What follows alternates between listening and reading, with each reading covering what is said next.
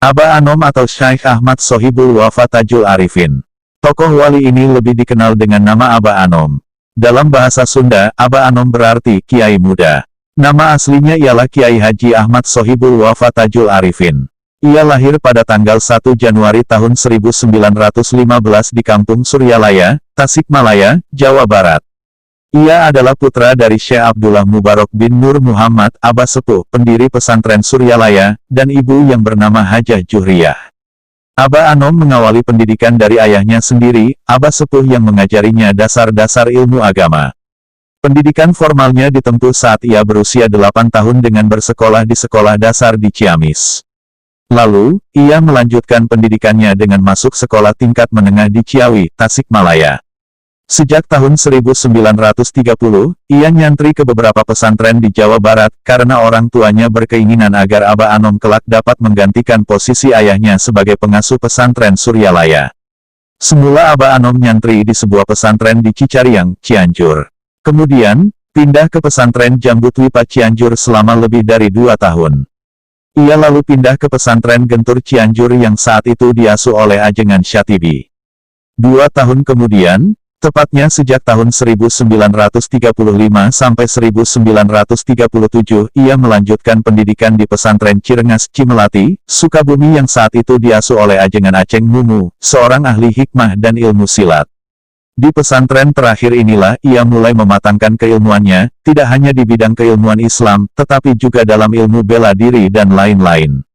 Berbekal keilmuannya, Aba Anom memberanikan diri menikahi gadis bernama Siti Ruyanah pada usia 23 tahun. Tak lama kemudian, tepatnya pada tahun 1938, ia berangkat ke Tanah Suci Makkah untuk menunaikan ibadah haji sekaligus menuntut ilmu. Kala bermukim di Makkah selama kurang lebih 7 bulan, ia sangat rajin mengikuti pertemuan bandungan di Masjidil Haram yang disampaikan guru-guru yang berasal dari Makkah dan Mesir. Ia juga aktif mengunjungi Ribat Naksabandi di Jabal Gubaisi untuk muzakarah, ngaji, kitab tasawuf karya Syekh Abdul Qadir Al-Jailani, yakni kitab garis bawah Sir Al-Asrar dan Ganiyat at-Talibin, kepada Syekh Romli, seorang ulama dari Garut.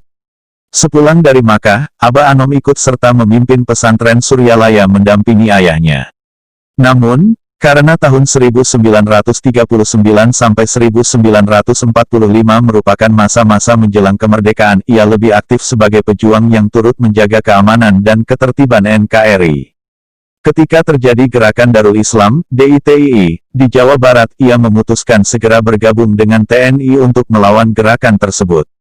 Dengan demikian, pada masa akhir sampai awal kemerdekaan, ia sangat berkontribusi dalam menjaga kedaulatan NKRI, baik dari penjajahan bangsa asing maupun dari gerakan makar saudara sebangsa sendiri. Aba Anom memimpin pesantren Suryalaya secara penuh ketika ayahnya, Aba Sepuh, wafat pada tahun 1956. Ketika itu, DITII terus bergerak aktif melakukan perlawanan menentang pemerintahan Indonesia di bawah Presiden Soekarno. Tidak kurang dari 38 kali pesantren Suryalaya mendapat teror dari DITII, terhitung sejak tahun 1950 sampai 1960. Untuk menghadapi teror dan serangan DITII, Aba Anom selaku pemimpin pesantren Suryalaya selalu menginstruksikan kepada para santri dan pengikutnya untuk memberikan perlawanan secara gigih. Atas kontribusinya tersebut, ia memperoleh penghargaan dari pemerintah RI. Aba Anom adalah seorang kiai yang dikenal memiliki karamah berupa kesaktian. Konon, ada banyak kisah yang tersebar mengenai karamah Aba Anom, seperti yang dituliskan di buku-buku latar belakang dan perkembangan pesantren Suryalaya.